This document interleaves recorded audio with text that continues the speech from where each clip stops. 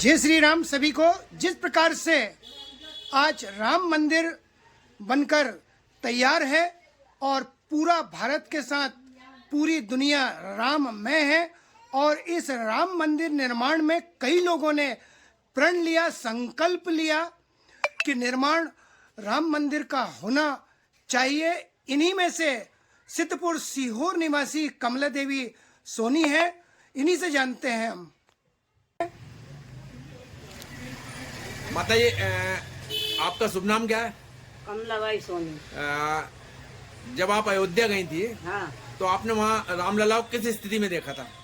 Ramlala tent में बैठे थे। तो आप कैसे पहुंची थी रामलला के दर्शन करने? हम दर्शन करने पुलिस वाले ले गए थे मेरे को। अच्छा, बोरियों के ऊपर, सीमेंट की बोरियों के ऊपर? सीमेंट की बोरी, इनकी सीढ़ी बन रही थी जी। उस पे चढ़ के हम गए। अच्छा, जब वहाँ पे आपने रामलला को देखा तो आपका मन उदास हो गया था? उदास नहीं, मेरा को रोना आ गया। अच्छा।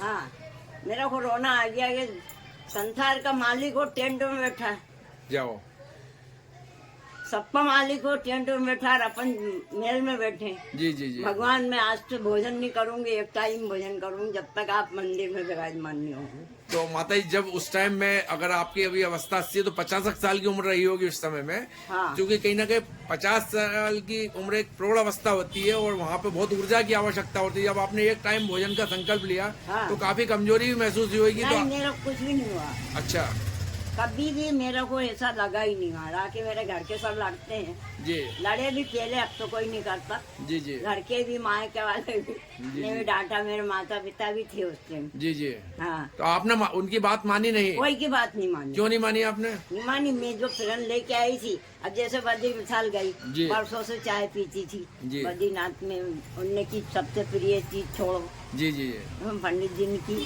सबसे प्रिय चीज छोड़ो, जी। तो सेव फल और चाय छोड़ो।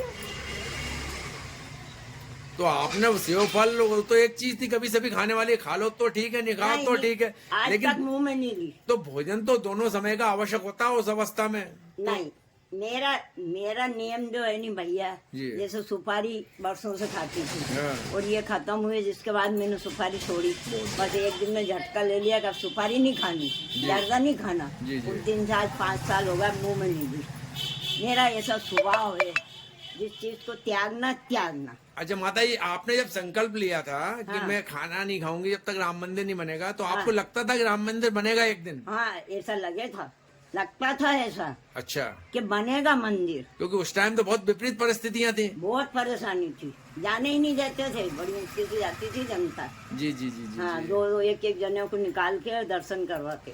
अभी राम मंदिर 500 वर्ष के बाद में भगवान राम वापस अपने घर में आ रहे हैं। हाँ। घर में इतना विशाल मंदिर बन रहा है, तो आपके मन में कितनी खुशी है? बहुत खुशी, बहुत। तो इस दिन को आप कैसे मनाने वाली हैं आप?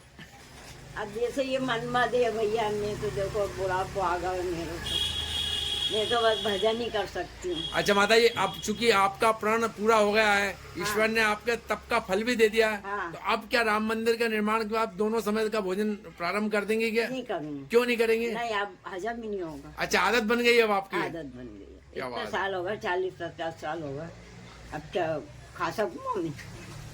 जो का व्रत करती हूँ उसमें भी, रात में करती हूँ उसमें मेरे को तकलीफ होती है।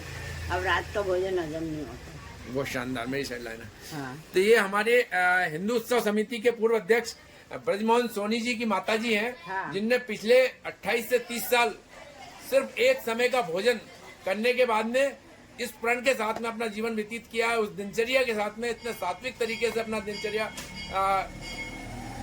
राम लला पुनः अपने भव्य मंदिर में विराजमान हो, इस लालसा के साथ में आज वो दिन फलीभूत हो रहा है। और अब ये तप करते करते इनकी आदत पड़ गई उस तप को करने की। ये बहुत हर्षित है और ईश्वर की अनुकंपा है कि आज इस जीवित अवस्था में, इतनी अच्छी अवस्था में राम मंदिर को बनते हुए देख रहे हैं। मैं ब्रजेश पाराशर नमन करता हूँ सीहोर की ऐसी सिद्ध हस्तियों को। बहुत कोटिश प्रणाम। जय श्री राम सभी को जय श्री राम। जय श्री राम, जय श्री राम, जय श्री राम।